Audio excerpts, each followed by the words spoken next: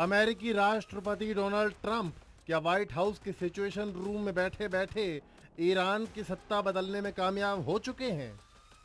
अब यह सवाल फिर से वर्ल्ड मीडिया की हेडलाइंस में है, क्योंकि अब तक की जंग में ईरान के supreme leader Ayatollah Ali Khamenei समेत 50 से ज्यादा टॉप लीडर्स और कमांडर्स मारे जा चुके हैं।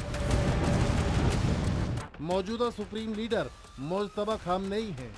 उनके ऑडियो या लिखित संदेश के सिवा कुछ भी सामने नहीं आया, इसीलिए उनके कमांडिंग पोजीशन में होने को लेकर तमाम आशंकाएं हैं। इन आशंकाओं के आधार पर ट्रंप पहले ही दावा कर चुके हैं कि ईरान में सत्ता परिवर्तन और कितना साफ दिखेगा। तो आखिर ईरान में सत्ता किसके कंट्रोल में है? राष्ट्रपति मसूद पेजेश्किन या फिर ईरान की रिवॉल्यूशनरी गार्ड्स की? ये सवाल इसलिए अहम है क्योंकि अमेरिका के साथ सीज़फायर को लेकर जो मौजूदा बातचीत चल रही है, उसमें ईरानी संसद के स्पीकर गालिबाफ, विदेश मंत्री अब्बास अरागची के सिवा कोई और जाना पहचाना चेहरा सामने दिखाई नहीं देता। रही बात राष्ट्रपति मसूद पेजेश्किन की, तो उनके इस्तीफे की खबरें पिछले कई घंटों से सुर्खियों में हैं। खबरों के मुताबिक राष्ट्रपति मसूद पेजेश्किन ने देश के सर्वोच्च नेता अयातुल्ला मुज्तबा खामेनेई को अपना इस्तीफा भेज दिया है। रिपोर्ट के मुताबिक पेजेश्किन ने अपनी चिट्ठी में लिखा है कि देश की सत्ता पर पूरी तरह इस्लामिक रिवॉल्यूशनरी गार्ड कॉर्प्स के कमांडरों का कंट्रोल हो गया है। फरवरी में अमेरिका और इजराइल के साथ युद्ध शुरू होने के बाद से उनकी सरकार को बड़े फैसलों में शामिल नहीं किया जा रहा है और वास्तविक नियंत्रण सैन्य नेतृत्व के हाथों में चला गया है।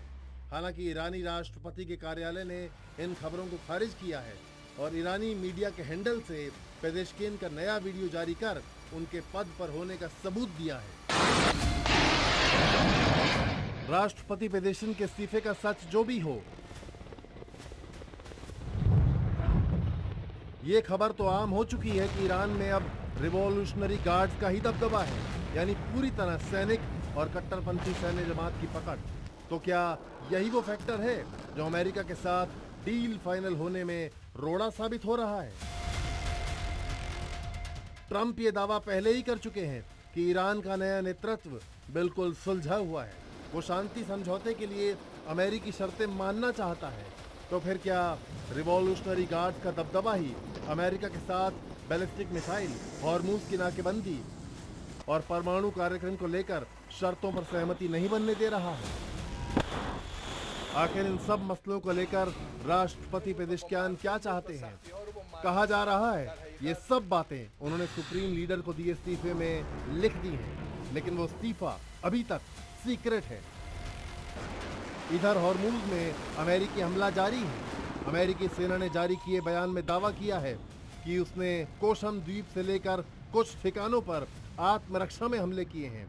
ये ईरान के आक्रामक रुख का जवाब था, यानी ईरान अमेरिका का टकराव किसी मायने में कम नहीं हुआ। बस सवाल ये है कि अमेरिका की शर्तें मानने में कितनी देर और लगेगी और इस पर अंतिम दस्तखत कौन करेगा? चुनी हुई सरकार या रिवॉल्यूशनरी गार्ड्स के कमांडर? ब्यूरो रिपोर्ट, जी मीडिया।